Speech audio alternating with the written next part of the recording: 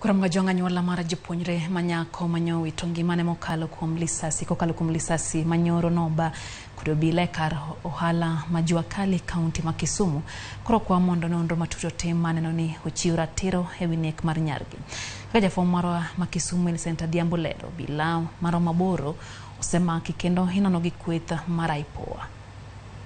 Litnwa koro wakwayo mana ratiro mondo bedie to gikonyie kata janyuol mondo oyik nyathine nikech ok wanyal duoke to nyaka wabed gi liel mochun wago gi sirikal. Rach kabisa ni ng'ato tho e lwet sirikal, rach kendo ok wamor. Anyuola kod osiepe mar mosenindo nyadendi Jacinta Achieng ochokore kar kano ringre e osiptal piny owacho ma Kisumu. Gilit kod kuyo giywago nyargi mane magina maoya yo mako kendo ng'ado ngimane gi e kor yo. Min kod wai Jacinta Achieng ma jahigni 19 mane jaklas 11 e skul sekondar Masimero Mixed e kaunti ma Siaya manyo magino mako agoge ma ochwe onege kapok ochop kode kar yudo thieth yango kiondko mane ochwogi bang' yudo lipot mar tho nyathigi. Wawuoyo mokode mogik Sunday to kanye en kanyamin gi to nyapo kanyamin gi obiro ot obiro luonga ni nyathina oyudo accident oshute to unfortunately no kang'e ni en ng'ama osetho. Nyaringa dhi Aga Khan kang'e na dhi yudo ng'ama ngima to kanya donjo nyapo ka yudo mana ma osetho. Nyawinjo ka buok kech nyathina nen mana ng'ama ni oore. Kaka nyui yepo wan be nyo warito mana yepo.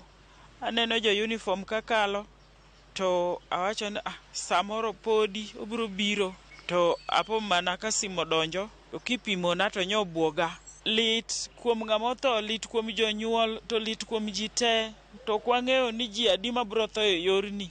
Dwaro gi maduong' en yudo ratiro. To mayo wa nyathi me jaber kendo nyocha wagene. Wakwayo mana ni kata ka training ema orem to police odogi college. Ngima dhano duong', wawinjo malit kabisa. Okanyal wacho ni en chanro ma Nyasaye. Nyawinjo mana ni oshute, ni nitiere ywaruok. Koro gima nakwayo sirikal mondo haki mar nyathina oyudre. Kendo bila e kaunti ma Kisumu oyango ni apisa saboro ma itudo gi masira no podi dayo dhogi kod duol mochung' ne rango tije obila aipoa. We have 8 of them who are under investigations, with the POA who have taken over the whole investigations as we are talking. Members of public wait for the justice to be served, and I confirm to you it will be well served.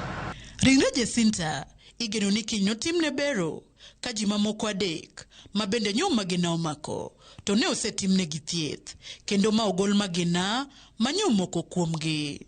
Millicent Adhiambo, Ramogi TV, Kisumu County. Kwa Kisumu aduoki Migori nyakwara.